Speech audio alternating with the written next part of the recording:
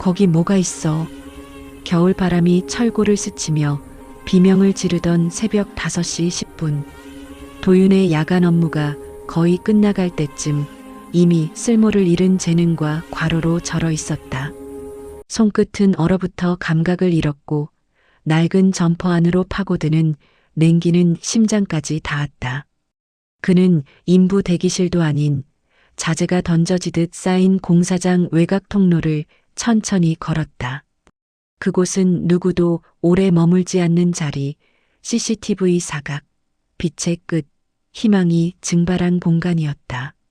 널판지 더미가 허공에 걸린 절벽처럼 쌓여 있었다. 하판은 젖은 얼음 냄새를 품고 금속 파이프는 차갑게 빛을 삼키고 있었다. 그 아래 얇은 균열 사이로 들려온 소리는 처음엔 바람의 잔향 같았다. 그러나 그것은 분명한 생명의 떨림, 규칙 없는 리듬, 터져나오는 작은 폐의 경련이었다. 도윤의 걸음이 멈췄다. 추위로 굳어있던 그의 신경이 한순간에 불꽃처럼 타올랐다. 그는 본능에 이끌리듯 몸을 숙였다. 장갑 낀 손으로 널판지를 들어 올리자 차갑게 갇혀있던 공기가 터지며 흩어졌다. 먼지와 눈가루가 섞여 안개처럼 퍼졌다. 그 순간 그는 보았다. 작디작은 몸 담요도 아닌 천조각에 쌓인 신생의 존재, 떨리는 온기, 세상이 외면한 출발선. 아이는 울고 있었다. 단순한 울음이 아니었다. 그것은 이 세상에 던져진 최초의 항해, 차가운 현실에 대한 신생의 선언. 나는 여기 있다는 생의 맹렬한 증명. 도윤의 눈이 흔들렸다. 설계하던 알고리즘도 풀어야 할 구조도 계산하던 미래도 모두 허공으로 무너졌다. 그의 동공은 공포와 충격으로 확장되었고 호흡은 얼어붙은 공기를 가르며 거칠게 흔들렸다. 이 순간은 우연도 상징도 예고도 아니었다. 그것은 설명을 거부하는 현실 그 자체였다. 지혜의 등불은 세상에 흩어진 수많은 이야기를 다시 들여다보고 그 안의 감정과 의미를 살려 각색한 뒤 AI로 정밀하게 다듬어 여러분께 전해드립니다. 누군가의 실제 이야기 혹은 꼭 들려주고 싶은 사연이 있다면 댓글로 남겨주세요. 지혜의 등불이 당신의 이야기를 따뜻하게 전해줄 하나의 이야기로 각색하겠습니다. 오늘은 어디에서 이 이야기를 듣고 계신가요? 당신이 있는 곳도 함께 댓글로 남겨주세요. 함께 소통할 수 있는 지혜의 등불이 되겠습니다. 새벽 4시 반 알람이 울리기 전에 도윤은 눈을 떴습니다. 몸이 먼저 기억하는 시간이었죠. 손을 뻗어 휴대폰을 확인하니 화면에는 영하 6도라는 숫자가 떠 있었어요. 겨울 공사장은 이런 날이 가장 고됐습니다. 27만 원짜리 월세방은 관리비까지 포함된 가격이었어요. 벽지는 누렇게 변색되어 있었고 창문 틈으로 찬바람이 스며들었습니다. 도윤은 이불을 걷어차고 일어나 수도꼭지를 틀었어요. 물이 나오기까지 30초 정도 걸렸습니다. 낡은 보일러가 제대로 작동하지 않는 탓이었죠. 세면대 거울에 비친 얼굴은 40대 초반치고는 피곤해 보였어요. 눈가에 주름이 깊어진 건 잠이 부족해서만은 아니었습니다. 3년 전 대기업 프로젝트 실패로 모든 게 무너졌을 때부터 이 얼굴이 시작됐죠. 아니, 정확히는 실패가 아니었어요. 협력사와의 코드 지적 재산 분쟁이었습니다. 도윤이 설계한 알고리즘이 협력사 이름으로 등록되면서 모든 게 뒤집혔었죠. 서강호 전무. 거울 속 자신에게 중얼거리다가 도윤은 고개를 저었습니다. 그 이름을 떠올리는 것조차 이제는 사치였어요. 분쟁 기록이 과장되어 온라인 채용 데이터베이스에 남았고 이후 지원한 모든 회사에서 경력 검증 단계마다 자동으로 탈락했습니다. 처음엔 항변하려 했었죠. 하지만 아무도 들어주지 않았어요. 업계 평판이란 건 눈덩이처럼 불어나는 법이었습니다. 5시 10분 전 도윤은 작업복을 챙겨 입고 문을 나섰습니다. 첫 차보다 빠른 시간이었지만 현장 셔틀 트럭은 정확히 5시에 도착했어요. 트럭 짐칸에는 이미 대여섯 명의 인부들이 올라타 있었습니다. 모두 말이 없었죠. 새벽 공기는 날카로웠고 입김이 하얗게 피어올랐어요. 오늘 네트워크 설치마저 해야 하는데 장비 상태 괜찮아? 옆자리에 앉은 태식이 물었습니다. 50대 중반의 선배였죠. 굵은 손가락으로 보온병 뚜껑을 돌리며 말했어요. 어제 점검했습니다. 문제 없을 겁니다. 도윤은 짧게 대답했어요. 태식은 도윤의 과거를 몰랐습니다. 아니, 현장에 누구도 몰랐죠. 그저 묵묵히 일 잘하는 기술 아저씨 정도로만 알고 있었어요. 도윤은 그게 편했습니다. 설명하지 않아도 되고 동정받지 않아도 됐으니까요. 트럭이 공사장에 도착했을 때는 5시 40분이었습니다. 철골 구조물 사이로 차가운 바람이 휘몰아쳤어요. 안전모를 쓰고 장갑을 끼는 동안 도윤의 손가락 끝이 시렸습니다. 현장 관리자가 오늘 작업 지시를 내렸고 도윤은 네트워크 케이블 설치 구역으로 향했어요. 이 일은 도윤에게 적합했습니다. 복잡한 배선도를 잇고 라우터와 스위치를 연결하는 건 숨쉬듯 자연스러운 일이었죠. 하지만 도윤은 일부러 저가 장비만 사용했고 간단한 해결책만 제시했어요. 기술을 드러내지 않는 게 안전했습니다. 다시 주목받으면 다시 과거가 소환될 테니까요. 점심시간 도윤은 컨테이너 사무실에서 도시락을 먹었습니다. 편의점에서 산 3,500원짜리 김밥이었어요. 태식이 옆에 앉으며 보온병에 담아온 된장찌개를 권했습니다. 한 그릇 먹어. 김밥만 먹으면 추운데 못 버텨. 괜찮습니다. 도윤은 고개를 저었지만 태식은 이미 국그릇에 찌개를 따라주고 있었어요. 김이 모락모락 피어올랐습니다. 도윤은 숟가락을 들었죠. 뜨거운 국물이 목을 타고 내려가자 몸이 조금 녹는 것 같았어요. 도윤 씨, 기술 좀 있는 것 같던데 왜 이런 데서 일해요? 엔지니어 자격증 같은 거 있으면 대우도 더 좋을 텐데. 태식의 물음에 도윤은 김밥을 씹으며 잠시 침묵했습니다. 뭐라고 대답해야 할까요? 사실을 말하면 믿지 않을 거고 거짓말을 하자니 태식의 호의가 아까웠어요. 그냥 편한 게 좋아서요. 편하긴. 요즘 젊은 사람들은 참 신기해. 태식은 허허 웃으며 고개를 저었습니다. 더 이상 캐묻지 않았어요. 도윤은 그게 고마웠습니다. 오후 3시쯤 현장에 소란이 일었습니다. 현장 안전 앱이 오류를 일으켜 출근 기록이 누락된 인부들이 생긴 거였어요. 임금 정산에 문제가 생길 수도 있는 상황이었죠. 현장 관리자는 본사에 연락을 취했지만 시스템 담당자는 내일 오전에나 올 수 있다고 했습니다. 이거 오늘 해결 안 되면 월급 늦어지는 거 아니야?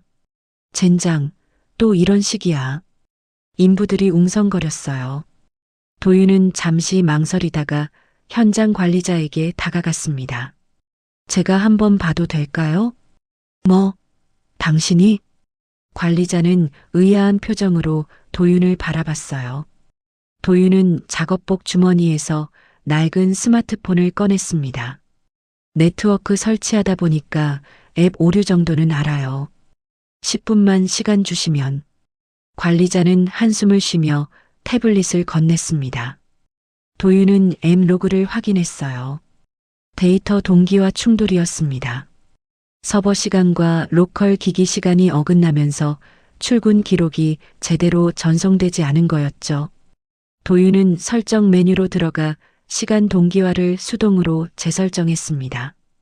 그리고 누락된 출근 기록을 로컬 캐시에서 복구해 서버에 재전송했어요. 됐습니다. 벌써? 진짜로?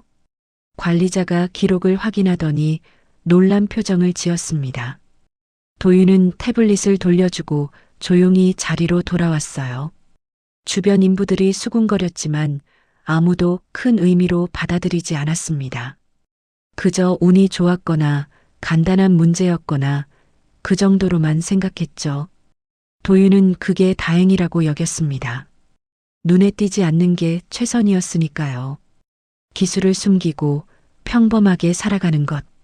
그게 지금 도윤이 선택한 생존 방식이었어요. 퇴근 시간 셔틀 트럭에 올라타며 도윤은 어두워진 하늘을 올려다봤습니다. 별은 보이지 않았어요. 도시의 불빛이 하늘을 가렸죠. 트럭이 출발하자 몸이 덜컹거렸습니다. 옆자리 태식은 벌써 눈을 감고 있었어요. 도윤은 창밖을 바라보며 생각했습니다. 이게 전부일까? 이렇게 하루하루 버티는 게 삶의 전부일까? 하지만 답은 정해져 있었어요. 지금은 그럴 수밖에 없었습니다. 과거는 돌아오지 않았고 미래는 보이지 않았으니까요. 27만 원짜리 방으로 돌아온 도윤은 샤워도 하지 않고 이불 위에 누웠습니다. 천장의 얼룩을 바라보다가 눈을 감았어요. 내일도 똑같은 하루가 기다리고 있었습니다. 5시, 트럭, 현장, 그리고 침묵. 도윤의 루틴은 그렇게 돌아가고 있었죠. 야간 근무가 배정된 날이었습니다. 도윤은 저녁 6시에 현장에 도착했어요. 겨울철 야간 공사는 조명이 켜지면 낮보다 더 밝았지만 그림자는 더 짙었죠. 차가운 공기는 밤이 깊어질수록 뼛속까지 파고들었습니다. 도윤 씨, 오늘은 자재 창고 쪽 배선 점검 맡아줘요. 거기 센서 하나가 말을 안 들어서. 현장 관리자가 작업 지시서를 건넸어요. 도윤은 고개를 끄덕이고 공구함을 들었습니다. 자재 창고는 현장 끝자락에 있었죠. 컨테이너 서너 개를 붙여놓은 임시 창고였어요. 밤 10시쯤 도윤은 센서 점검을 마쳤습니다. 배터리 접촉 불량이었어요. 간단한 문제였죠. 공구함을 정리하고 돌아가려는데 창고 뒤편에서 희미한 소리가 들렸습니다. 응애, 응애. 도윤은 걸음을 멈췄어요. 처음엔 바람 소리인 줄 알았습니다. 하지만 다시 들리는 소리는 분명 울음소리였죠. 작고 약하고 떨리는 목소리였어요. 뭐지? 도윤은 손전등을 켜고 소리가 나는 쪽으로 다가갔습니다. 폐건축 자재가 쌓여있는 구역이었어요. 철근과 합판 사이 시멘트 자루 옆에 무언가 놓여 있었습니다.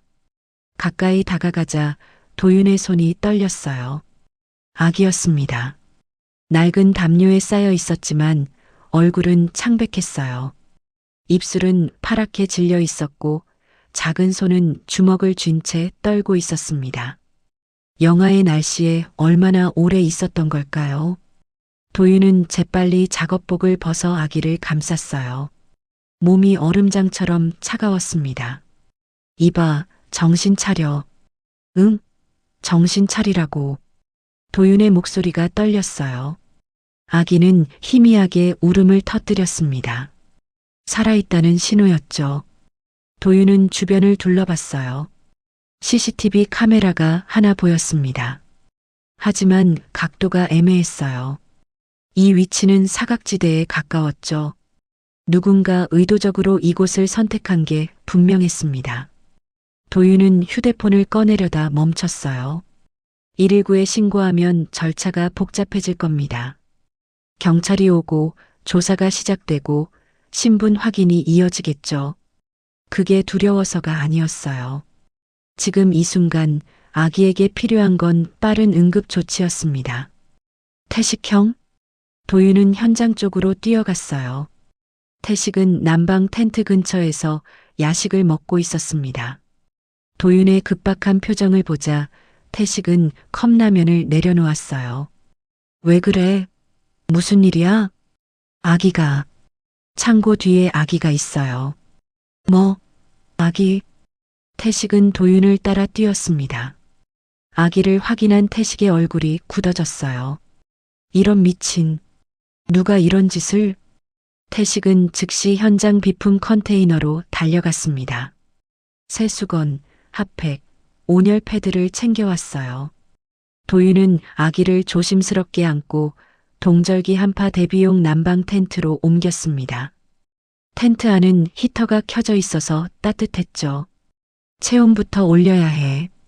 천천히 급하게 하면 안 돼. 태식은 침착하게 말했어요. 핫팩을 수건으로 감싸 아기 옆에 놓고 온열 패드를 낮은 온도로 설정했습니다. 도윤은 아기를 안은 채 가만히 있었어요.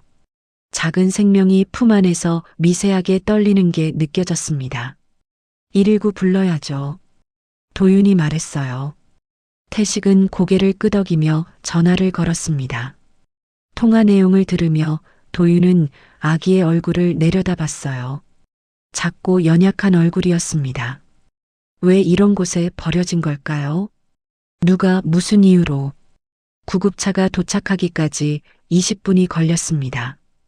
구급대원들은 아기를 신속하게 담요로 감싸고 들것에 실었어요. 도윤은 자연스럽게 구급차에 올라탔습니다. 보호자세요? 구급대원이 물었어요.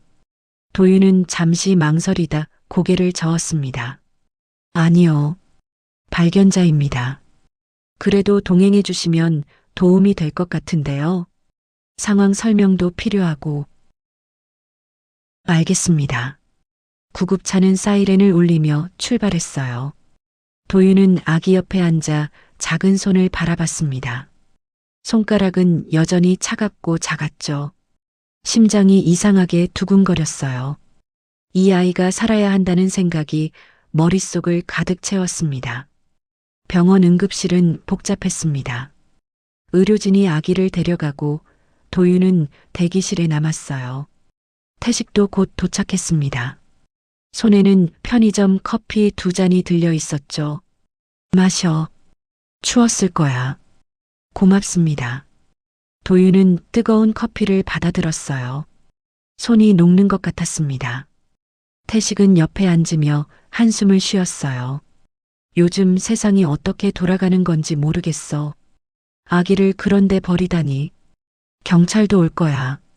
조사받아야 할 거고. 도윤은 고개를 끄덕였어요. 1시간쯤 지나자 의사가 나왔습니다. 발견자분이세요? 네. 아기 상태는 안정됐어요.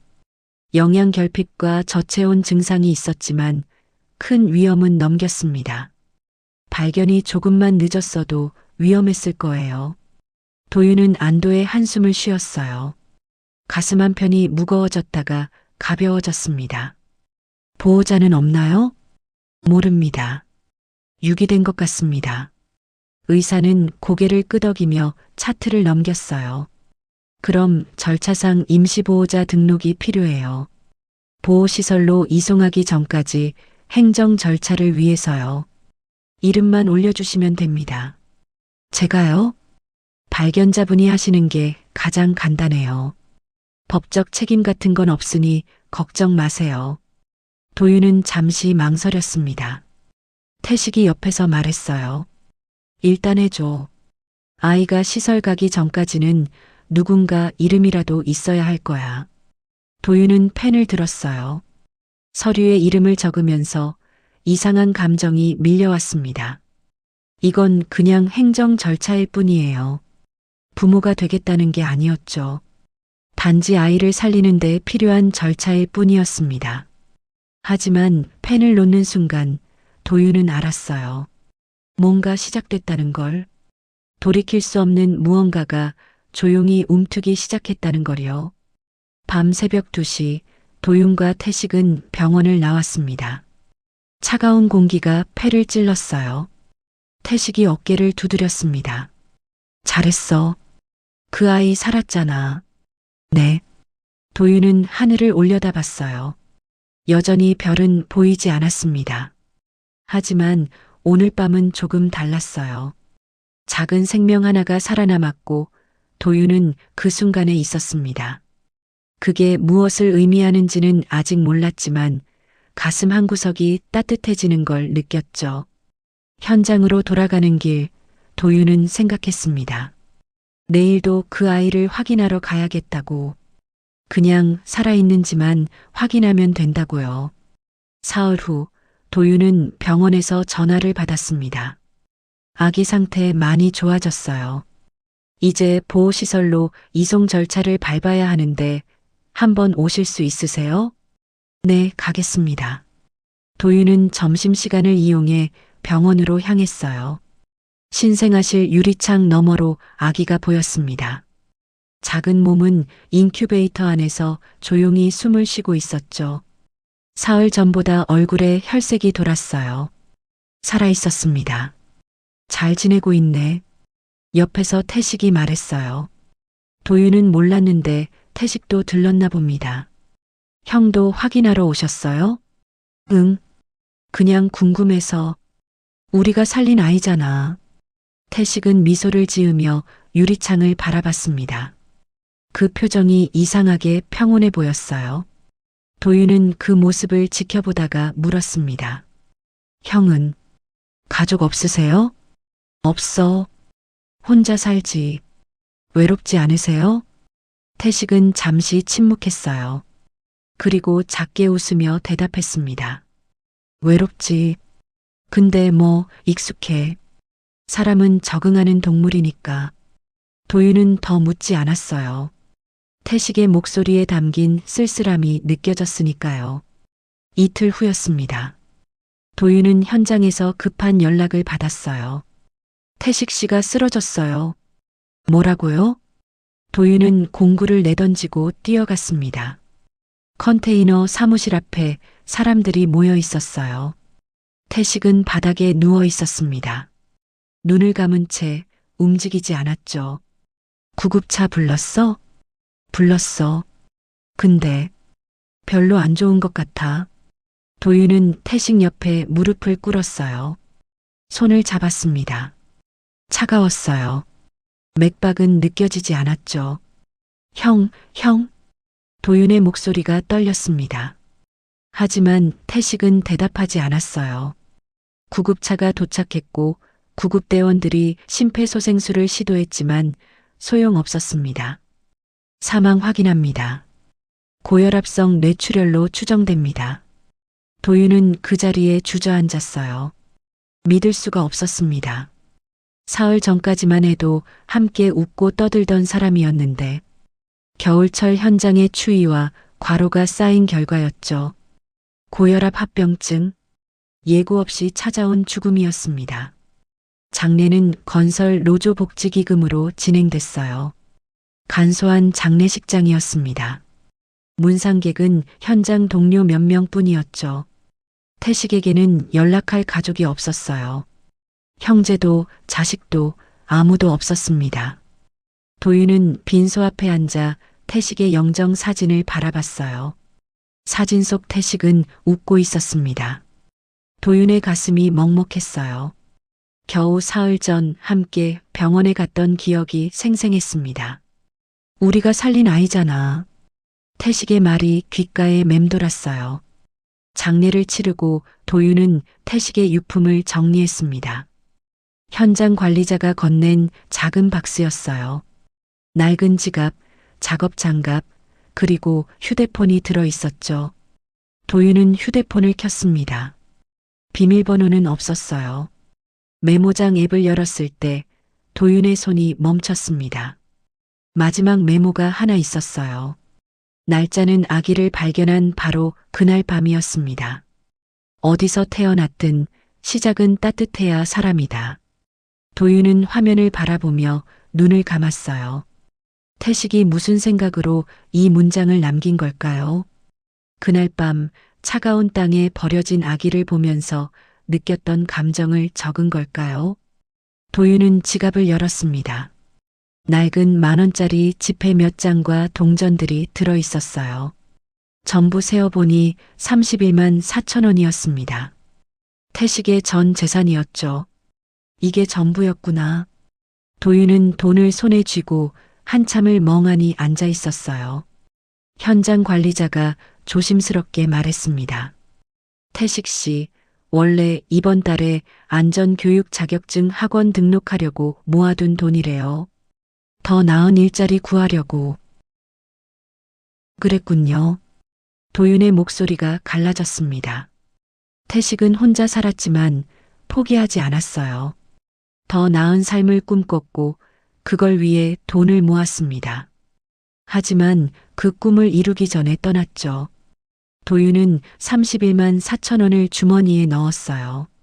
그리고 병원으로 향했습니다. 신생아실 유리창 앞에 섰을 때 아기는 여전히 인큐베이터 안에 있었어요. 작은 손을 움직이며 무언가를 느끼고 있었습니다. 도윤은 유리창에 손을 댔어요. 형이 살리려던 아이야. 도윤은 중얼거렸습니다. 태식의 마지막 메모가 떠올랐어요.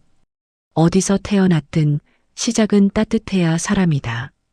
그 말의 무게가 이제야 느껴졌습니다. 도윤은 결심했어요. 이 아이를 살려야 한다고. 태식이 하려던 일을 자신이 대신 해야 한다고요. 부모가 되겠다는 의지는 아직 없었습니다. 다만 이 작은 생명이 따뜻한 시작을 가질 수 있게 해주고 싶었어요. 다음 날 도윤은 부동산에 갔습니다. 27만 원짜리 월세방을 나와야 했어요. 아기를 데려올 수 없는 공간이었으니까요.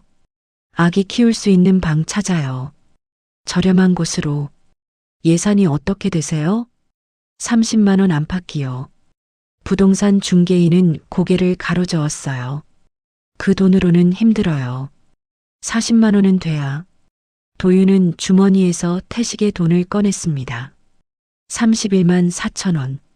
자신이 모아둔 돈과 합치면 간신히 보증금을 낼 수 있었어요. 일단 찾아봐 주세요. 중개인은 한숨을 쉬며 매물을 검색했습니다. 도윤은 창밖을 바라보며 생각했어요. 이게 맞는 선택일까? 혼자 살기도 벅찬데 아기를 키울 수 있을까? 하지만 태식의 얼굴이 떠올랐습니다. 평온하게 웃으며 유리창 너머 아기를 바라보던 모습. 우리가 살린 아이잖아라고 말하던 목소리. 도윤은 주먹을 쥐었어요. 일단 살린다. 그것만 생각하기로 했습니다. 부모가 되는 건 나중 문제였어요. 지금은 그저 이 아이가 따뜻한 시작을 가질 수 있게 그것만 해주면 됐습니다. 찾았어요. 관리비 포함 35만 원인데 조건이 좀 안 좋아요. 그래도 볼래요? 네, 보겠습니다. 도윤은 자리에서 일어났어요. 손 안에 돈이 묵직하게 느껴졌습니다. 태식이 남긴 마지막 유산. 그리고 도윤이 짊어진 첫 번째 책임이었죠. 새 월세방은 35만 원이었습니다. 관리비 포함이었죠.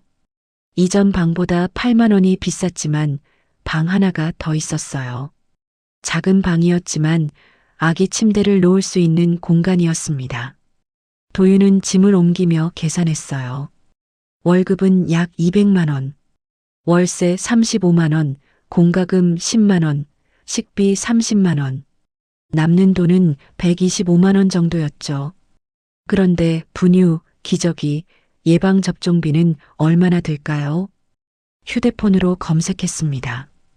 분유 한 통에 3만 원, 한 달이면 6통, 18만 원이었어요. 기저귀는 한 달에 약 10만 원. 예방접종은 회차마다 다르지만 평균 5만 원씩. 계산기를 두드리던 도윤의 손이 멈췄습니다. 이거 안 되는데. 매달 최소 30만 원이 더 필요했어요. 남는 돈으로는 부족했습니다. 도윤은 방바닥에 앉아 머리를 감쌌어요. 현실의 벽이 눈앞에 나타났습니다. 다음 날 도윤은 구청을 찾아갔습니다. 아동복지 담당 부서였죠. 창구 직원은 서류를 넘기며 물었어요. 출생신고는 하셨어요? 아니요. 유기된 아이라서. 그럼 먼저 아동보호 절차를 밟으셔야 해요. 입양이나 위탁보호 중 어떤 걸 원하세요? 도윤은 잠시 침묵했습니다. 입양? 위탁보호? 자신이 무엇을 원하는지 명확하지 않았어요. 그냥 아이를 살리고 싶은 것 뿐이었는데 선택지가 주어지니 혼란스러웠습니다. 일단 상담부터 받을 수 있을까요? 네, 가능해요. 이쪽으로 오세요. 상담실은 작고 따뜻했습니다. 창가에는 화분이 놓여 있었고 벽에는 아이들 그림이 붙어 있었어요. 상담사는 40대 초반 정도로 보이는 여성이었습니다. 앉으세요. 차도윤 씨 맞으시죠? 네. 아기를 발견하셨다고 들었어요. 지금 병원에 있고요. 네, 그렇습니다. 상담사는 서류를 펼치며 설명했어요. 유기 아동의 경우 입양 절차나 위탁 보호 절차를 밟을 수 있다고 했습니다. 입양은 법적 부모가 되는 것이고 위탁 보호는 일정 기간 아이를 돌보는 거라고요. 둘 다 정부 지원이 있지만 입양이 더 많은 책임을 요구한다고 했습니다. 도윤 씨는 어떤 걸 원하세요? 도윤은 입술을 깨물었어요. 솔직히 몰랐습니다. 부모가 되고 싶은 건지 아니면 그냥 아이를 도와주고 싶은 건지. 저는 그냥 아이가 잘 자랄 수 있게 해주고 싶어요. 그럼 위탁 보호가 적합할 수도 있겠네요. 하지만 도윤 씨 현실적으로 준비되어 있나요? 경제적으로나 심리적으로. 아직은 아닙니다. 상담사는 고개를 끄덕였어요. 판단하는 눈빛이 아니었습니다. 이해하는 표정이었죠. 솔직하시네요. 좋아요. 일단 입양센터 쪽으로 연결해 드릴게요. 거기서 더 구체적인 상담을 받으실 수 있어요. 그리고 정부 지원 제도도 안내받으실 수 있고요. 감사합니다. 도윤은 구청을 나와 입양센터로 향했습니다. 작은 건물이었어요. 입구에는 모든 아이는 사랑받을 권리가 있습니다라는 문구가 붙어 있었습니다. 입양센터 직원은 젊은 남성이었어요. 친절하게 웃으며 도윤을 맞았습니다. 어서 오세요. 앉으세요. 네. 유기 아동 보호건으로 오셨다고 들었어요. 먼저 몇 가지 여쭤볼게요. 결혼하셨나요? 아니요. 직업은요? 건설 현장 일용직입니다. 직원은 서류에 뭔가를 적었어요. 도윤은 그 모습을 보며 불안해졌습니다. 자신이 부족해 보일 거라는 생각이 들었어요. 가족은 있으세요? 없습니다. 혼자 삽니다. 아이를 키워본 경험은요? 없습니다. 직원은 펜을 내려놓고 도윤을 바라봤어요. 진지한 눈빛이었습니다. 도윤 씨, 솔직히 조건이 좋지는 않아요. 하지만 중요한 건 의지예요. 정말로 이 아이를 책임질 마음이 있으신가요? 도윤은 잠시 생각했습니다. 책임질 마음 있을까요? 확신은 없었어요. 하지만 태식의 얼굴이 떠올랐습니다. 그리고 병원 유리창 너머로 보던 작은 아기의 모습도요. 있습니다. 그럼 일단 위탁 보호부터 시작해 볼까요? 입양은 나중에 결정하셔도 돼요. 우선 아이와 함께 지내보면서 서로 맞는지 확인하는 게 중요하거든요. 알겠습니다. 직원은 서류를 건네며 설명했어요. 위탁 보호 기간 동안 정부에서 양육비 지원이 나온다고 했습니다. 월 50만 원 정도였죠. 또 건설 근로자 자녀 복지 바우처와 긴급 아동 보호 지원 제도도 신청할 수 있다고 했어요. 아이 이름은 정하셨어요? 아직. 도윤은 당황했습니다. 이름을 생각해 본 적이 없었어요.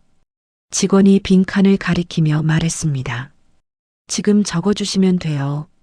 임시 이름이라도 필요하거든요. 도윤은 펜을 들었어요. 뭐라고 적어야 할까요? 머릿속이 하얘졌습니다. 그때 문득 태식의 메모가 떠올랐어요. 어디서 태어났든 시작은 따뜻해야 사람이다. 이롭고 따뜻한 존재. 그런 의미면 좋겠다고 생각했습니다. 이로운? 좋은 이름이네요. 도윤은 서류에 이름을 적었어요. 차이로운. 순간 이상한 감정이 밀려왔습니다. 이름을 적는다는 건 이 아이가 진짜로 존재한다는 걸 인정하는 일 같았어요. 서류를 제출하고 도윤은 센터를 나왔습니다. 하늘은 여전히 흐렸어요. 하지만 가슴 한구석이 조금 가벼워진 느낌이었습니다. 다음 날 도윤은 병원에서 이로운을 데려왔어요. 작은 아기띠에 이로운을 안고 월세방으로 돌아왔습니다. 방문을 열자 냉기가 느껴졌어요. 급히 보일러를 틀었습니다. 이로운은 작은 요람에 눕혀졌어요. 도윤은 그 모습을 한참 지켜봤습니다. 이제부터 뭘 해야 할까요? 분유는 언제 먹이고, 기저귀는 얼마나 자주 갈아야 하고, 잘 때는 어떻게 재워야 하는지. 휴대폰으로 검색하며 도윤은 메모를 하기 시작했어요. 분유 시간, 기저귀 교체 주기, 수면 시간. 엑셀 파일을 만들어 일정표를 짰습니다. 기술자 출신의 습관이었죠. 모든 걸 데이터로 정리하고 최적화하는 것. 첫 주는 혼란스러웠습니다. 이로운은 밤낮 없이 울었어요. 도윤은 잠을 제대로 자지 못했습니다. 일용직 일을 하면서 육아를 병행하는 건 상상보다 힘들었어요. 하지만 조금씩 익숙해졌습니다. 이로운의 울음소리로 무엇을 원하는지 알게 됐어요. 배고플 때, 기저귀를 갈아야 할 때, 그냥 안아달라고 할 때, 도윤은 그 신호들을 읽어냈습니다. 3개월이 지났을 때 도윤은 깨달았어요. 이제 이로운 없는 삶을 상상할 수 없다는 걸요. 여전히 자신을 아빠라고 부르진 못했지만 이 아이가 자신의 일부가 되어가고 있었습니다. 어느 날 밤 이로운을 재우며 도윤은 작게 중얼거렸어요. 잘 자, 이로운아. 아빠가, 아니, 내가 지켜줄게. 아직 아빠라는 이름은 무거웠습니다. 하지만 언젠가는 그 이름을 받아들일 수 있을 거라는 생각이 들었어요. 이로운이 새돌이 되던 해봄, 도윤은 아이를 데리고 출근하는 날이 잦아졌습니다. 어린이집 대기 순번이 밀려 있었고 긴급 돌봄 서비스는 신청 조건이 까다로웠죠. 결국 현장 소장의 양해를 받아 공사장 휴게실 한쪽에 아이 자리를 마련했습니다. 괜찮겠어요? 애가 시끄럽진 않을 텐데. 도윤이 조심스럽게 물었을 때 소장은 손을 흔들며 웃었습니다. 요즘 현장이 어디에 하나 때문에 시끄러워지겠어요. 그냥 안전만 조심하면 돼. 그렇게 이로운은 공사장 한 구석에서 아빠를 기다리는 시간을 보냈습니다. 작업복 입은 아저씨들이 오가고 용접 불꽃이 튀고 지게차가 굉음을 내며 지나가는 곳이었죠. 도윤은 아이가 무서워할까봐 걱정했지만 이로운은 오히려 눈을 반짝이며 주변을 관찰했습니다. 휴게실 책상 위에는 도윤이 쓰던 낡은 노트가 놓여 있었어요. 현장 일정과 장비 점검 기록이 빼곡히 적힌 노트였습니다. 이로운은 그 노트를 펼쳐놓고 크레파스로 선을 그었습니다. 빨간색, 파란색, 초록색 선들이 페이지를 가득 채웠죠. 누가 봐도 아이의 낙서였습니다. 하지만 도윤은 그 선들이 묘하게 규칙적이라는 걸 느꼈어요. 마치 뭔가를 따라 그린 것처럼 일정한 간격과 방향성이 있었습니다. 도윤은 고개를 갸웃거리다가 그냥 우연이라고 생각하며 노트를 덮었습니다. 로운아, 배고프지? 잠깐만 기다려. 도윤이 도시락을 꺼내 데우러 가는 사이 이로운은 창밖을 내다봤습니다. 현장 한쪽에서 레이저 거리 측정기를 든 기사가 벽면을 재고 있었어요. 빨간 빛이 벽에 닿았다가 사라지길 반복했죠. 이로운은 그 모습을 한참 동안 지켜봤습니다. 며칠 뒤 현장 반장이 도윤을 불렀습니다. 차 씨, 이거 좀 봐요. 레이저 측정기 배터리가 자꾸 방전돼서 일정이 밀리고 있어요. 도윤이 장비를 확인하려는데 이로운이 옆에서 작은 목소리로 말했습니다. 아빠, 저거 어제 빨간 불 켜졌다가 꺼졌어. 응? 뭐가? 저 기계. 빨간 불 깜빡였어. 도윤은 아이의 말을 대수롭지 않게 여겼습니다. 하지만 측정기를 열어보니 배터리 접촉 불량이 원인이었어요. 단순한 고장이었죠.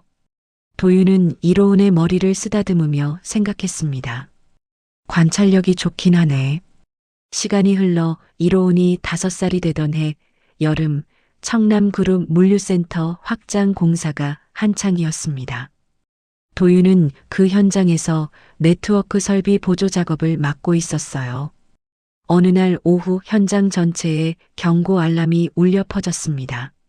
안전 점검 앱 오류. 전 구역 대피하세요. 작업자들이 당황해서 밖으로 나가기 시작했습니다. 하지만 실제로는 아무 위험도 없었어요.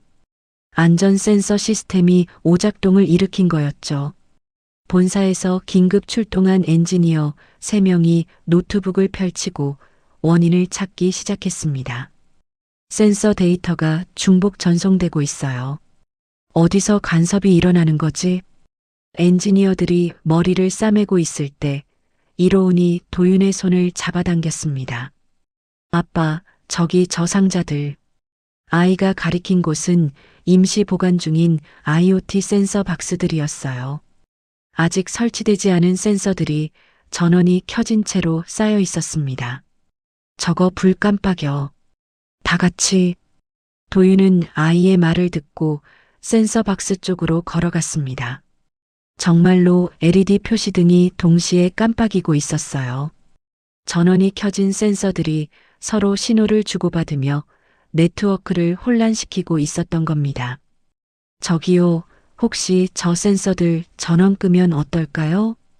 도윤이 조심스럽게 제안했고 엔지니어 중 한 명이 반신반의하며 센서 전원을 껐습니다. 잠시 후 알람이 멈췄어요. 오, 해결됐네요. 센서 간섭이었구나. 엔지니어들은 안도의 한숨을 쉬었고 도윤은 슬쩍 이로운의 손을 잡고 자리를 떠났습니다. 누구도 그 해결책이 5살 아이의 관찰에서 시작됐다는 걸 눈치채지 못했죠. 그날 밤 도윤은 이로운을 재우며 아이의 얼굴을 한참 들여다봤습니다. 새까만 눈동자가 천장의 형광등을 반사하며 반짝였어요. 도윤은 가슴 한쪽이 먹먹해졌습니다. 이 아이가 범상치 않다는 걸 느꼈지만 동시에 두려웠어요. 너무 눈에 띄면 안 돼. 우리 같은 처지에선. 도윤은 이로운의 이마에 입맞춤하고 방불을 껐습니다. 아이의 재능은 아직 세상에 드러나지 않았고 도윤은 그게 오히려 다행이라고 생각했습니다. 하지만 운명은 이미 톱니바퀴를 돌리기 시작하고 있었죠. 다음 날 아침 이로운은 여느 때처럼 크레파스를 꺼내 그림을 그렸습니다. 종이 위에 선들이 그어졌고 그 선들은 누가 봐도 아이의 장난처럼 보였어요. 하지만 만약 누군가 그 선들을 자세히 들여다봤다면 그 안에 숨겨진 패턴을 발견했을지도 모릅니다. 도윤은 출근 준비를 하며 아이를 돌아봤습니다. 이로운은 웃으며 손을 흔들었어요. 그 순간만큼은 그저 평범한 아빠와 아들이었습니다. 청남그룹 물류센터 확장 공사가 막바지에 접어든 2023년 가을, 현장에 비상이 걸렸습니다. 새로 설치한 자동화 시스템이 제대로 작동하지 않았어요. 바코드 스캐너와 컨베이어 벨트가 서로 신호를 주고받지 못해 물류 상자들이 뒤엉켜 쌓이기 시작했죠. 이거 완전히 꼬였어요. 통신 지연이 3초씩 발생하고 있다고요. 본사에서 파견 나온 엔지니어들이 이틀째 밤을 새우고 있었습니다. 노트북 화면에는 빨간색 경고창이 끊임없이 떴고 현장 소장은 초조한 얼굴로 전화기를 붙잡고 있었어요. 준공 검수가 다음 주인데 이거 제 시간에 못 끝내면 페널티가 수억이에요. 도윤은 네트워크 배선 정리 작업을 하다가 엔지니어들이 펼쳐놓은 시스템 구성도를 힐끗 봤습니다. 순간 가슴이 철렁했어요. 그 구조가 눈에 들어왔거든요. 라우터 배치, 데이터 흐름, 병목 지점까지 한눈에 보였습니다. 저건 라우터 캐시 문제야. 도윤은 고개를 돌렸습니다. 자신이 나설 일이 아니라고 생각했어요. 하지만 엔지니어들의 대화가 계속 귓가에 들렸습니다. 패킷 손실률이 왜 이렇게 높지? 하드웨어 문제인가? 아니, 장비는 정상이에요. 뭔가 설정 오류 같은데. 도윤은 공구 가방을 들고 천천히 그들 곁으로 다가갔습니다. 심장이 빠르게 뛰었어요. 몇 년 만에 느끼는 긴장감이었죠. 저기, 혹시 라우터 캐시 용량 확인해 보셨어요? 엔지니어들이 일제히 도윤을 돌아봤습니다. 작업복 차림에 안전모를 쓴 그를 보며 한 명이 어색하게 웃었어요. 캐시요? 그건 자동으로 관리되는데 IoT 기기들이 브로드캐스트 신호를 계속 뿌리잖아요. 그게 쌓이면 라우터가 처리를 못해요. 도윤의 목소리는 차분했지만 확신에 차 있었습니다. 엔지니어 중 팀장으로 보이는 사람이 눈을 가늘게 뜨고 물었죠. 어떻게 아세요? 전에 비슷한 일을 해봤어요. 도윤은 더 이상 설명하지 않았습니다. 엔지니어들은 서로 눈빛을 주고받더니 팀장이 노트북을 밀어냈어요. 한번 봐주시겠어요? 도윤이 키보드 앞에 앉았습니다. 손가락이 떨렸어요. 몇 년 만에 만지는 시스템 콘솔이었죠. 화면을 들여다보는 순간 모든 게 되살아났습니다. 코드 한 줄 한 줄이 눈에 선명하게 들어왔어요. 타자 소리가 경쾌하게 울렸습니다. 도윤의 손가락이 키보드 위를 빠르게 움직였죠. 로그를 확인하고 캐시 설정을 열고 브로드캐스트 필터를 조정했습니다. 엔지니어들은 말없이 그 모습을 지켜봤어요. 10분 후 컨베이어 벨트가 부드럽게 돌아가기 시작했습니다. 스캐너에서 삑 소리가 규칙적으로 울렸고 상자들이 정확한 위치로 이동했죠. 현장이 조용해졌어요. 그리고 잠시 후 환호성이 터져 나왔습니다. 됐다. 통신 지연 제로. 소장이 달려와 도윤의 손을 덥석 잡았습니다. 차 씨, 대체 어떻게 한 거예요? 도윤은 멋쩍게 웃으며 손을 뺐습니다. 별거 아니에요. 그냥 운이 좋았어요. 하지만 엔지니어 팀장은 도윤을 뚫어지게 바라봤습니다. 그의 손놀림, 문제 해결 방식, 그 모든 게 전문가의 그것이었거든요. 실례지만 전에 어디서 일하셨어요? 도윤은 잠시 망설이다가 대답했습니다. 예전에 시스템 개발 일을 좀 했었어요. 회사 이름 여쭤봐도 될까요? 작은 업체였어요. 지금은 없어졌고요. 도윤은 더 이상 말하고 싶지 않았습니다. 팀장은 명함을 꺼내 건넸어요. 혹시 프리랜서로 일할 생각 없으세요? 이런 실력이면 현장 고문으로 충분히 활동할 수 있어요. 도윤은 명함을 받아들었습니다. 청남 그룹기술개발본부 네트워크 엔지니어링 팀이라는 글자가 적혀 있었죠. 가슴이 두근거렸어요. 두려움과 기대가 뒤섞인 감정이었습니다. 그날 밤 도윤은 월세방 책상 앞에 앉아 명함을 오래 들여다봤습니다. 이로우는 옆에서 곤히 잠들어 있었어요.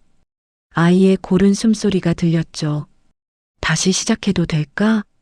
도윤은 눈을 감았습니다. 과거의 기억들이 파도처럼 밀려왔어요. 코드 지적 재산 분쟁, 법정 싸움, 무너진 평판, 그리고 밤새 울며 짐을 쌌던 날들. 하지만 동시에 키보드를 두드릴 때의 그 짜릿함도 기억났습니다.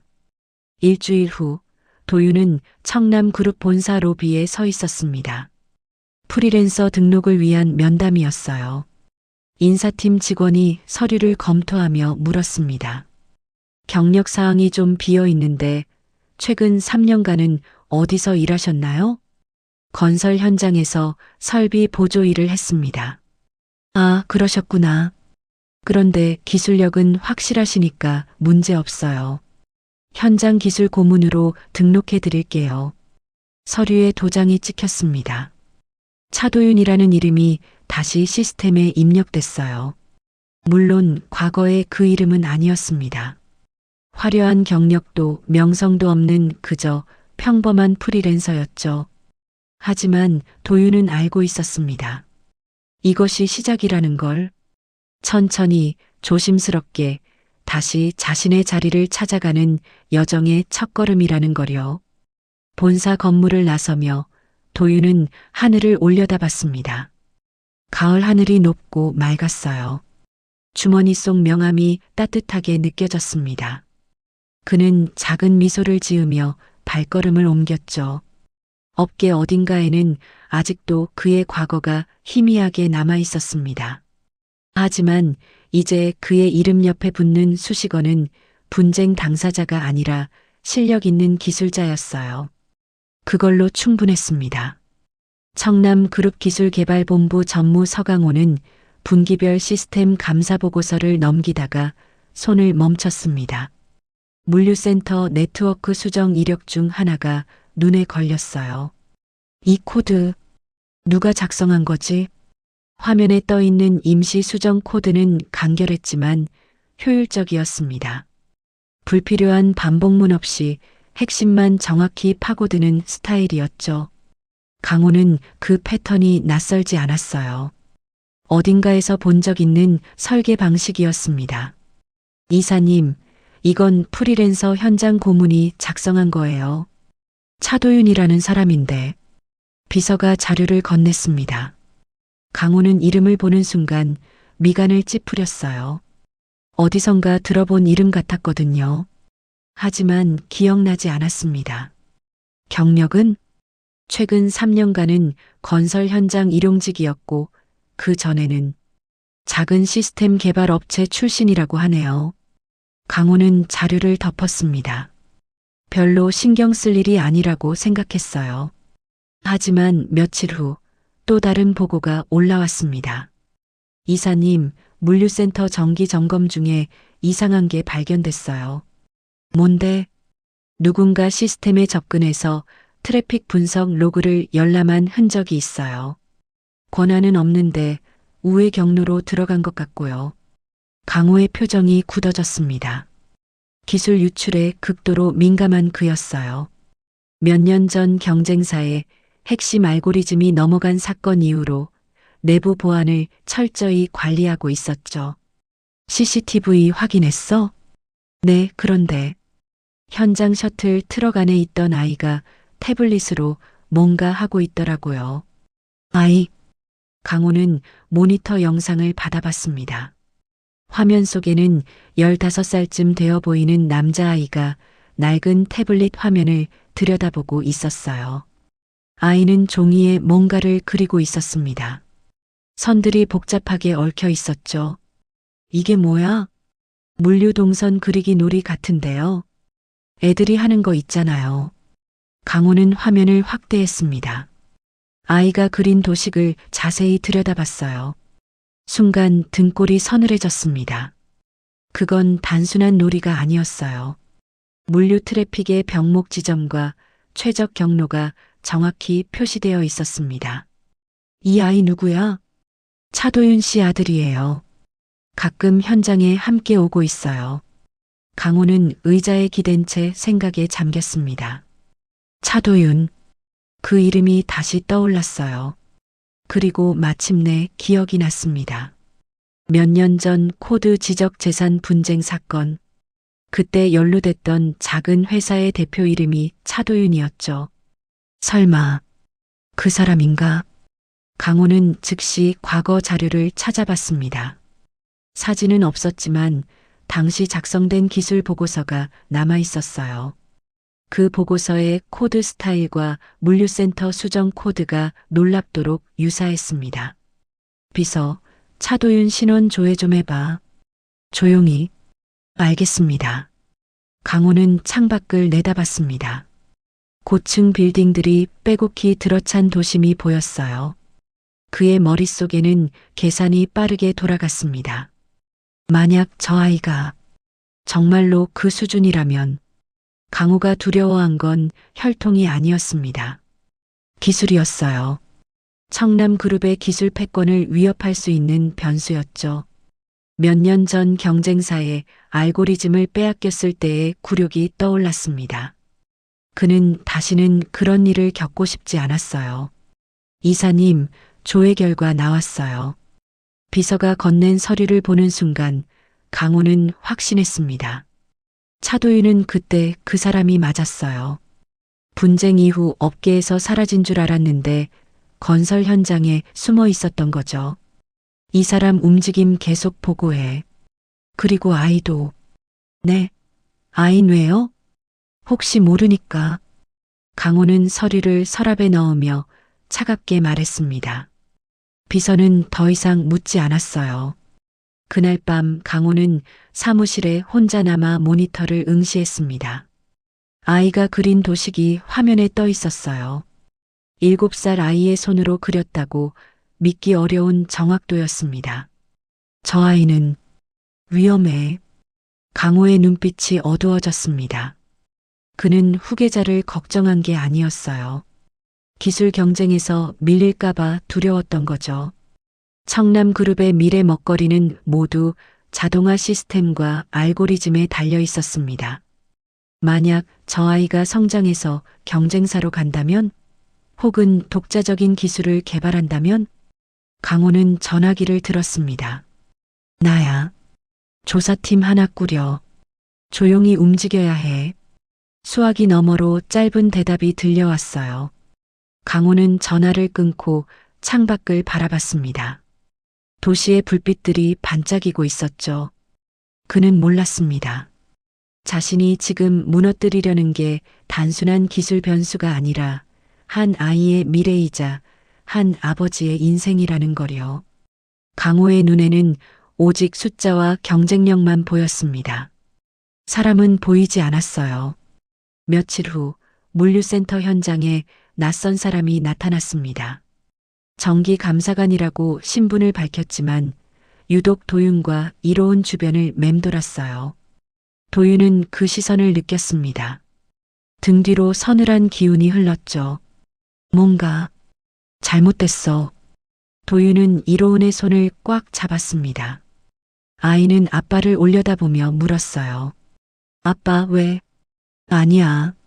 아무것도 아니야. 하지만 도윤의 손은 떨리고 있었습니다. 과거의 기억이 다시 살아났어요. 법정, 변호사, 차가운 시선들. 도윤은 눈을 감았습니다.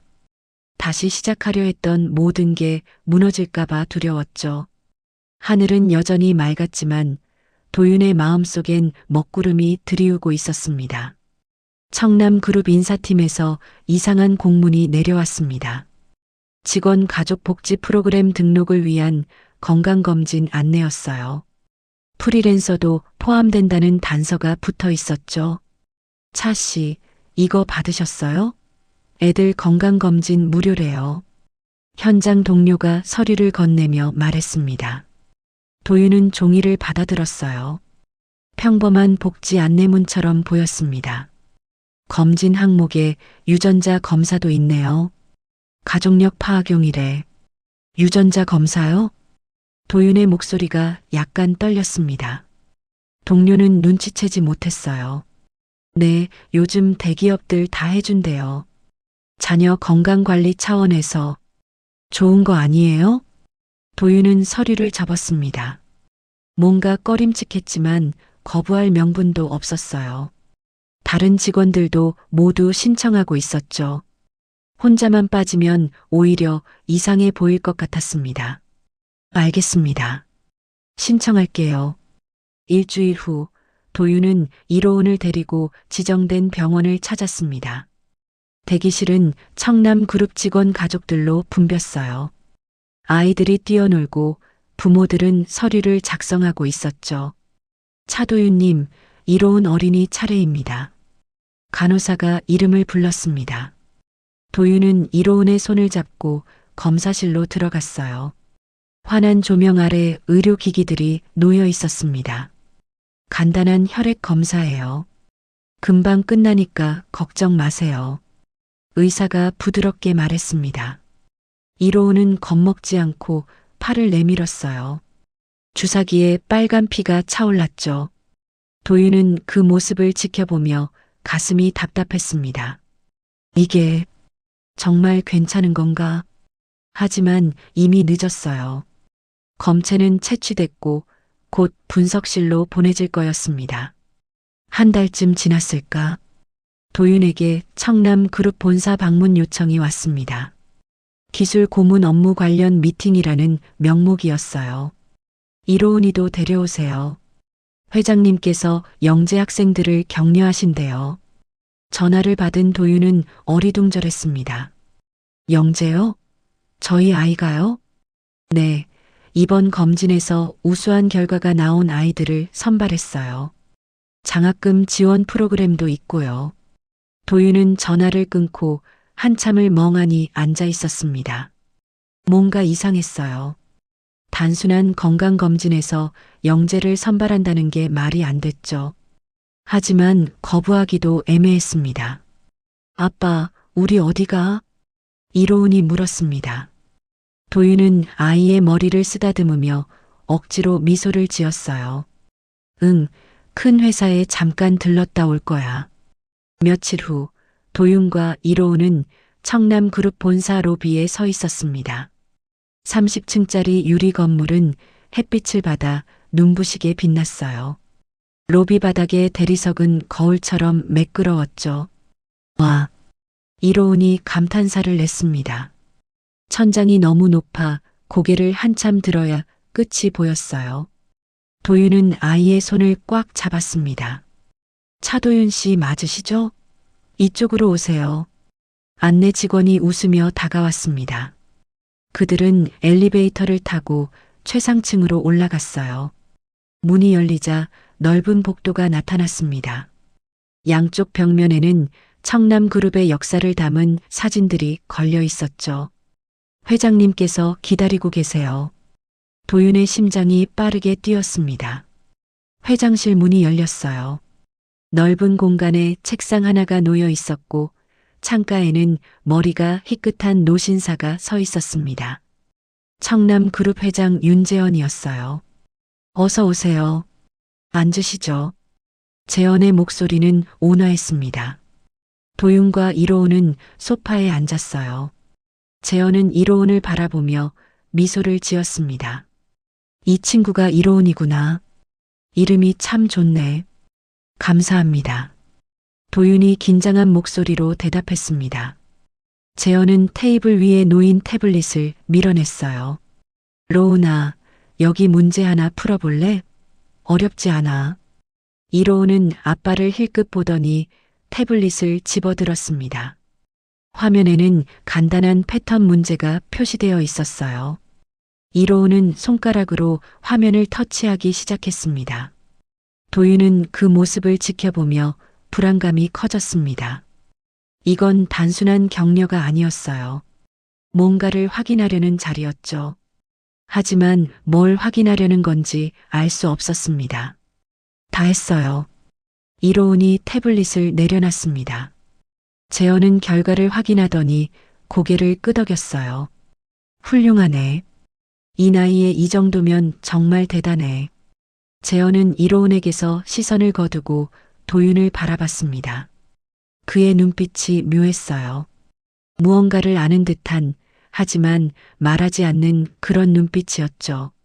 차 씨, 아드님 교육에 관심 있으시죠? 네, 그야 물론이죠. 우리 그룹에서 영재 교육 프로그램을 운영하고 있어요. 로운이 같은 아이들을 위한 특별 과정이죠. 참여하시겠어요? 도윤은 망설였습니다. 좋은 기회 같았지만 동시에 덫처럼 느껴졌어요. 감사하지만 좀 생각해 봐도 될까요? 물론이죠. 천천히 생각하세요. 재현은 더 이상 강요하지 않았습니다. 하지만 그의 표정에는 확신이 서려 있었어요. 마치 이미 답을 알고 있는 사람처럼요. 회장실을 나오며 도윤은 복도 한쪽에서 낯익은 얼굴을 봤습니다. 서강호였어요. 그는 차가운 눈빛으로 도윤을 바라보고 있었습니다. 두 사람의 시선이 마주쳤죠. 강호의 입가에 비웃음이 번졌습니다. 그리고 돌아서서 사라졌어요. 도윤은 등골이 서늘해졌습니다. 뭔가 크게 잘못되고 있다는 예감이 들었어요. 하지만 정확히 뭐가 문제인지 알 수 없었습니다. 아빠, 우리 집에 가. 이로운이 아빠의 손을 잡아당겼습니다. 도윤은 고개를 끄덕이며 엘리베이터로 향했어요. 건물을 나서자 차가운 바람이 불었습니다. 도윤은 이로운을 살며시 살펴봤습니다. 로운은 살짝 긴장한 모습이 역력합니다. 무슨 일이 생겨도 너만은 지켜야 해. 도윤은 다짐했습니다. 하지만 그는 몰랐어요. 이미 모든 게 움직이기 시작했다는 걸. 진실의 문이 천천히 열리고 있다는 걸요. 그날 밤 청남 그룹 이사회 감사팀은 조용히 움직이기 시작했습니다.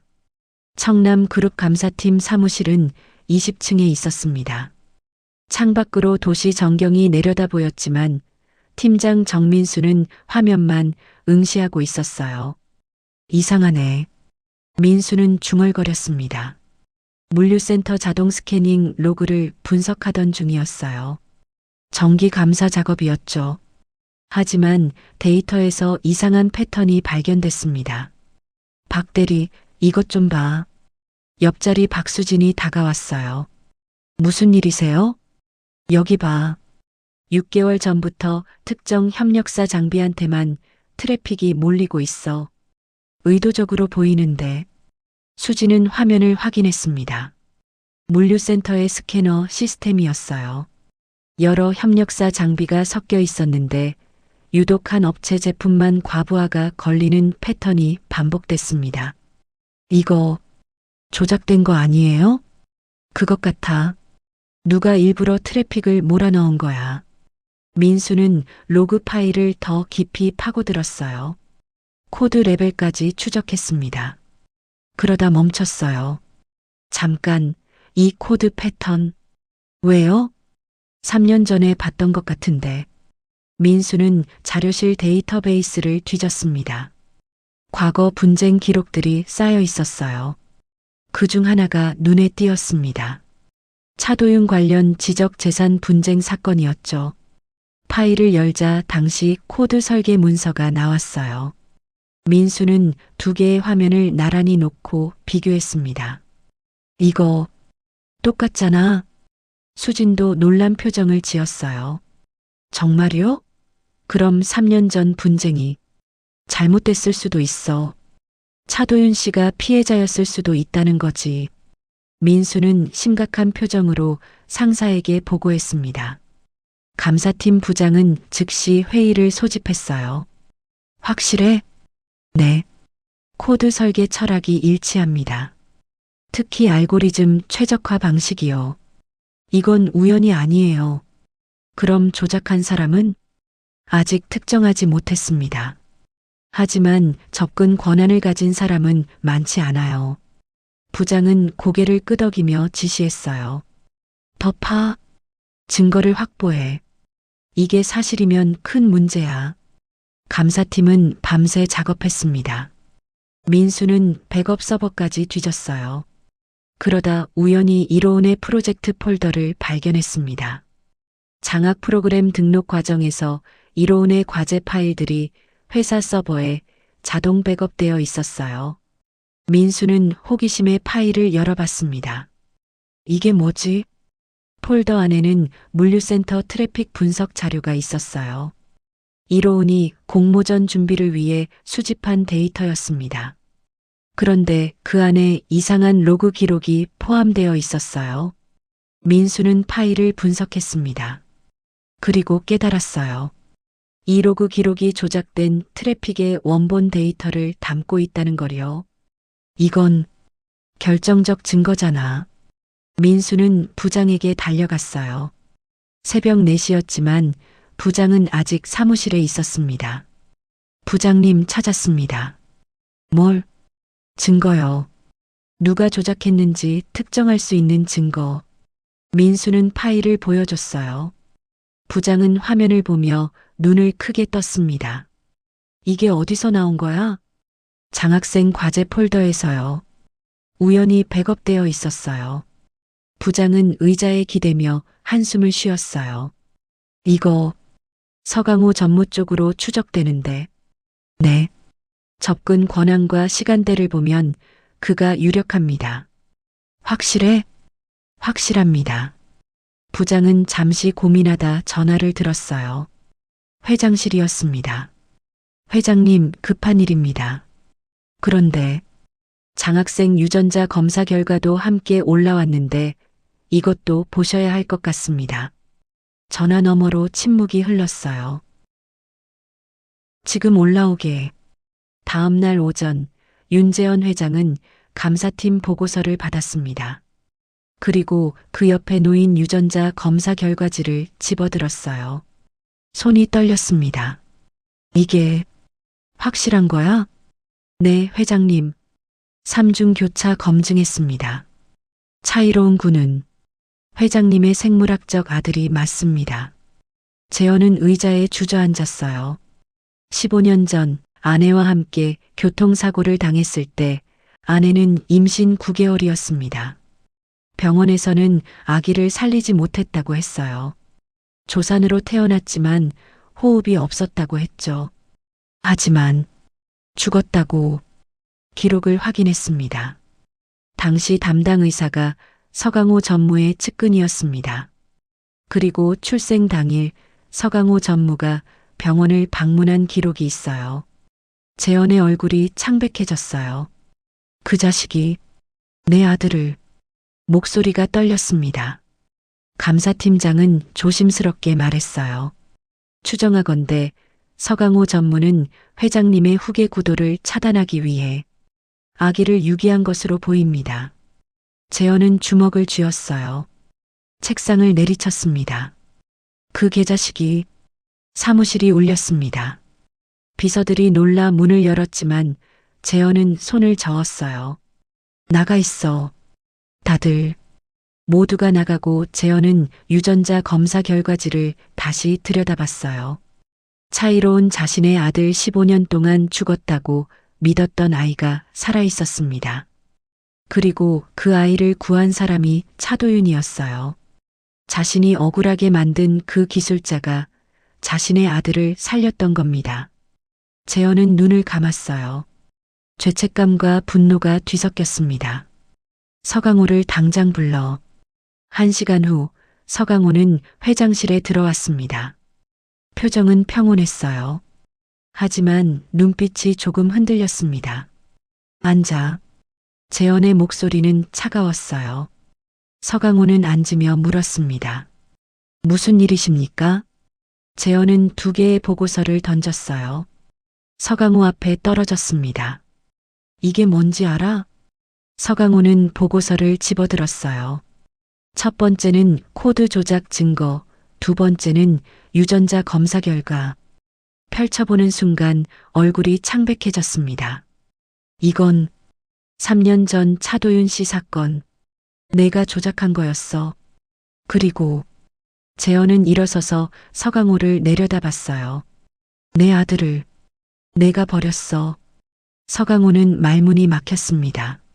손이 떨렸어요. 회장님, 그건 변명하지 마. 증거가 다 있어. 병원 기록, 내 방문 기록, 전부 다. 저는 회사를 위해서, 회사를 위해 내 아들을 죽이려 한 게 회사를 위해서라고. 재현의 목소리가 높아졌습니다. 서강호는 고개를 숙였어요.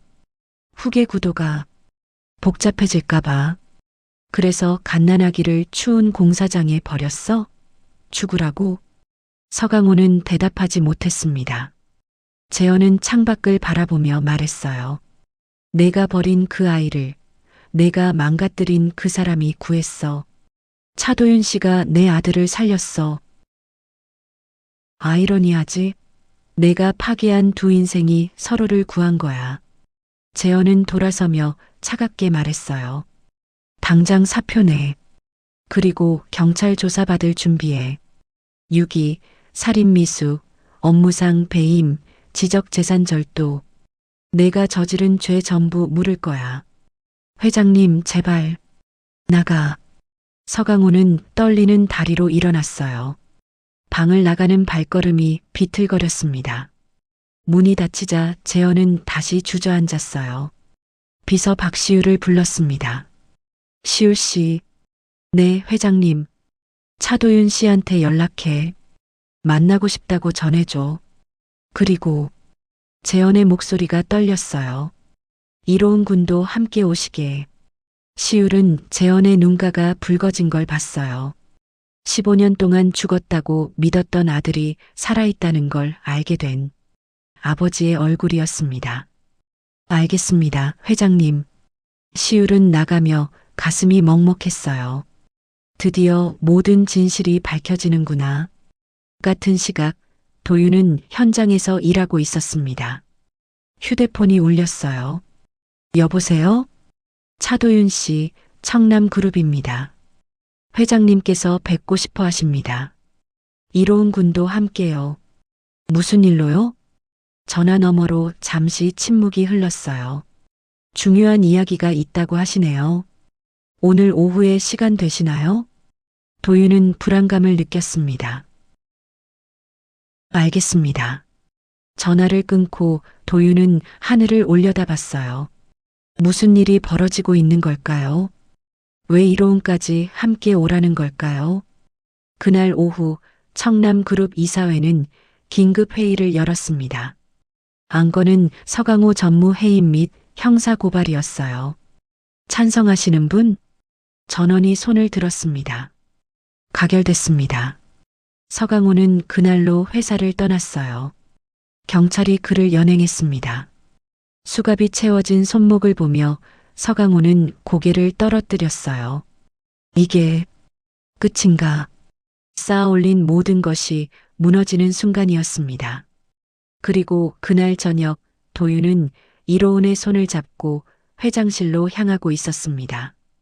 무엇이 기다리고 있을지 몰랐지만 가슴이 두근거렸어요. 진실이 드러나는 순간이 코앞이었습니다. 회장실 문이 열렸습니다. 도윤은 이로운의 손을 꽉 잡고 안으로 들어갔어요. 윤재원 회장이 창가에 서 있었습니다. 저녁 노을이 그의 뒷모습을 물들이고 있었죠. 어서 오세요. 재원이 돌아섰습니다. 그의 얼굴에는 복잡한 감정이 서려 있었어요. 도윤은 긴장한 목소리로 물었습니다. 무슨 일로 저희를 부르셨는지. 재원은 소파를 가리켰어요. 앉으세요. 긴 이야기입니다. 세 사람이 앉았습니다. 이로운은 아빠 옆에 바짝 붙어 앉았어요. 재현은 테이블 위에 놓인 서류를 밀었습니다. 이걸 먼저 보시죠. 도윤이 서류를 집어들었어요. 유전자 검사 결과지였습니다.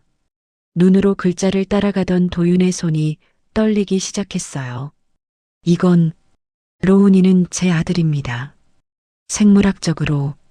재현의 말에 도윤은 숨이 멎는 것 같았어요. 이로운을 내려다봤습니다. 아이는 상황을 이해하지 못한 채 아빠를 올려다보고 있었죠. 4년 전 제 아내가 교통사고를 당했어요. 임신 중이었죠. 병원에서는 아기가 사산됐다고 했습니다. 저는 그렇게 믿고 있었어요. 재현의 목소리가 떨렸습니다. 하지만 아기는 살아있었어요. 누군가 의도적으로 유기했던 겁니다. 그리고 차 씨가 그 아이를 구해주셨죠. 도윤은 말을 잃었어요. 머릿속이 하얗게 변했습니다. 그럴 리가. 병원에서는 보호자가 없다고. 조작됐어요. 전부 다. 재현은 또 다른 서류를 건넸습니다. 병원 기록, 방문 기록, 그리고 서강호의 진술서였어요. 서강호 전무가 저지른 일입니다. 후계 구도를 막기 위해 제 아들을 없애려 했던 거죠. 도윤은 서류를 보며 손이 떨렸어요. 분노가 치밀었습니다. 그럼 로운이가 4년 동안 제 곁에 있어야 할 아이였어요. 하지만 차 씨 덕분에 살았고 사랑받으며 자랐습니다. 그건 제가 평생 갚아도 모자랄 은혜예요.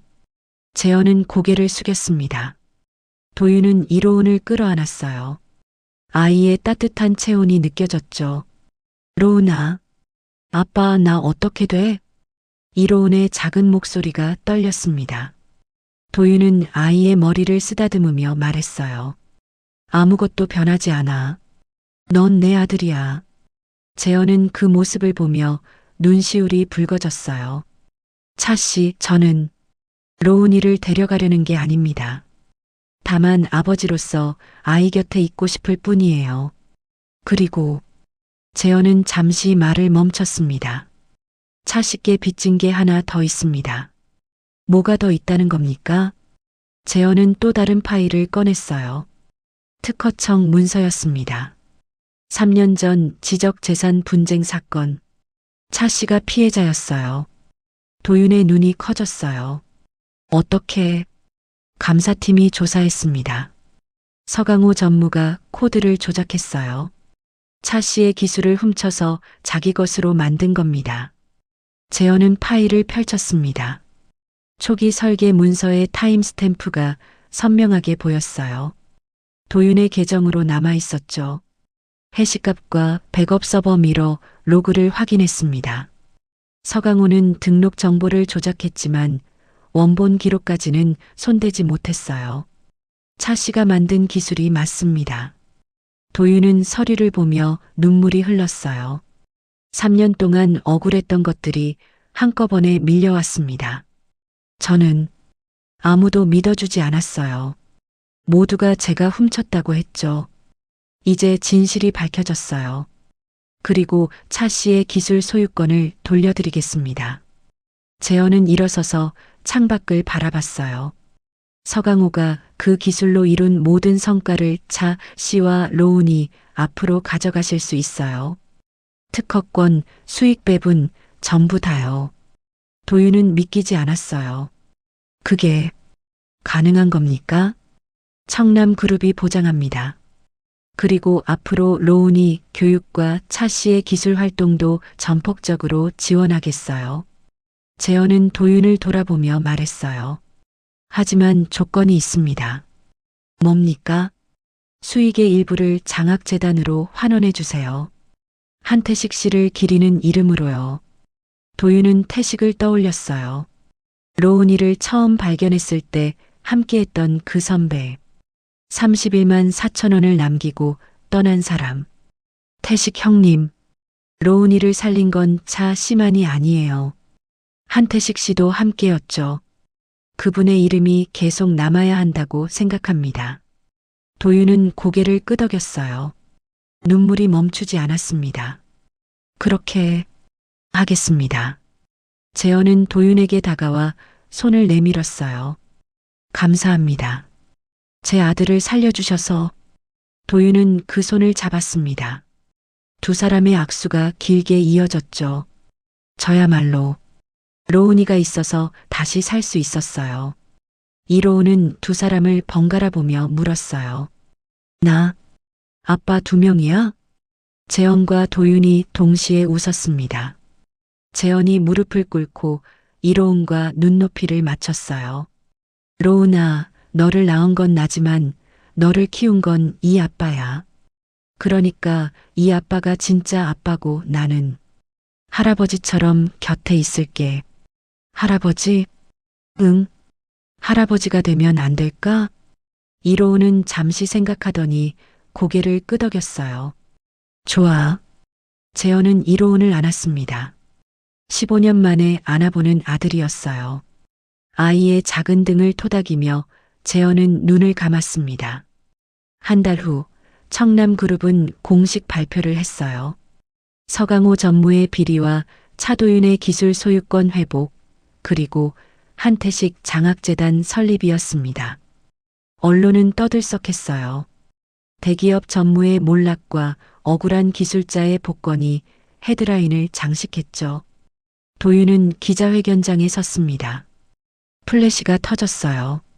차도윤 씨, 지금 기분이 어떠세요? 기쁘기보다는 안도감이 듭니다.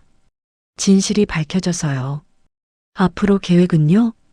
제 기술을 필요로 하는 곳에 쓰이게 하고 싶어요. 그리고 아들과 함께 평범하게 살고 싶습니다. 회견이 끝나고 도윤은 이로운의 손을 잡고 건물을 나왔어요.